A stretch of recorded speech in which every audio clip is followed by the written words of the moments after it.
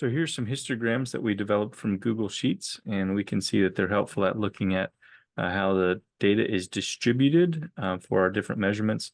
We can look at, for example, pump shaft OB and see its distribution. This is showing it in inches in this chart. These distributions and histograms can look different depending on the settings for the plotting distribution, but the plotting tool used, from whether you're using Google Sheets or Excel or some other tool.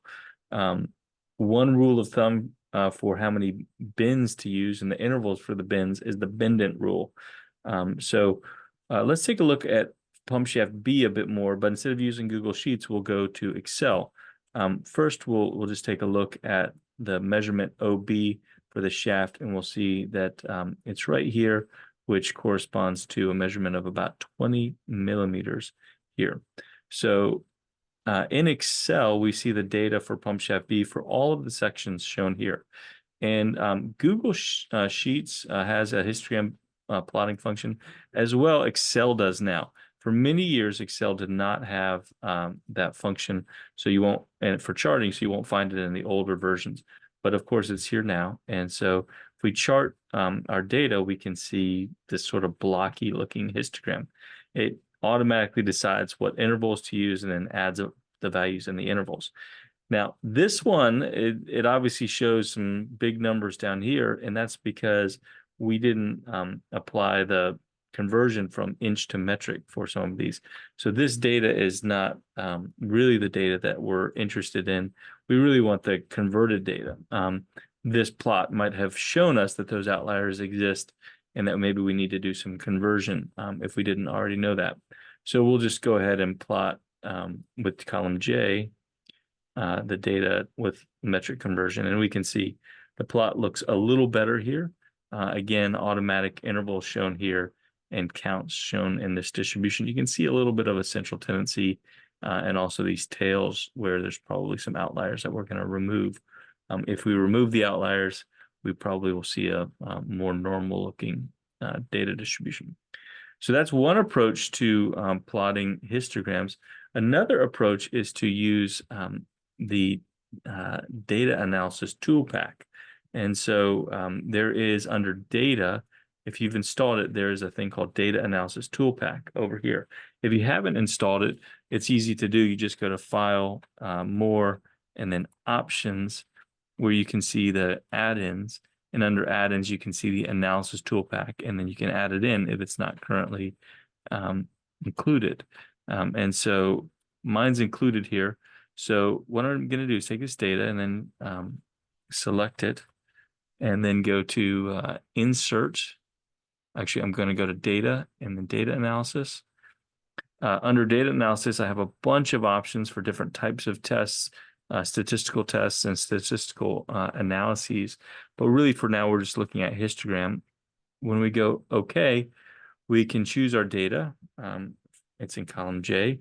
We can say that it has labels, but then we have to choose a bin range, and we don't have a bin range yet. We have to set that with this method of plotting data.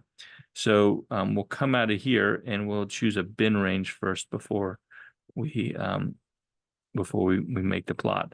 So before we choose the bins, we should look at some statistics. And so the average value is 19.83, and standard deviation is 1.85, but the max is pretty high, 30, and the min is pretty low, 7.69. We have 186 samples, and with the bendant rule, which says the number of intervals k should be 1.87 times n minus 1 to 0.4 power plus 1, we should have 16 intervals. So it's a bit of an art to decide how to choose the bin intervals. I'm just going to start with the idea that if we're at 20 and we see this big of a range, I might just go 15 to 25 and see what that gets me. So 15, and then I have to choose an interval to add on to that for each bin if I want fixed intervals, which is typically what you would do for a histogram. So then I'm just going to scroll that down till I get about 25 and get rid of those. And I can use this as my binning interval. Let's go ahead and go back to the data analysis toolpack, histogram function, and this time when we have data, we're going to specify it here. We're going to specify the output range right here. And we have labels. We can choose to plot a Pareto diagram, which is a sorted histogram. We're not going to do that. We can choose to add cumulative percentage, or we can just chart the output, and that's what we're going to do. So here's what it looks like with the data analysis toolpath. Now, I will say that at first, these bars are a little thin and it adds an unnecessary legend. So I like to first get rid of that. And then I like to come in here and right click and do format data series. And I like to reduce the gap width so that I have thicker bars, which is just what I prefer in terms of the visualization of a histogram. So you can see how this histogram looks compared to the others. It's very similar, but not exactly the same. It has a little bit more data here and not here. So it really shows that more often we're going to overestimate the number. These are all higher than the expected value of 20. And it still does show these tails here, these anomalies. The nice thing about the histogram tool here in data analysis is that it also adds in the count as frequency right here. So this is this count is 22 different bins, and if I wanted to, I could change that. For example, change this to, let's say, let's just go here, and we'll come over here. We'll do fewer bins. And instead of 16, let's start with 18.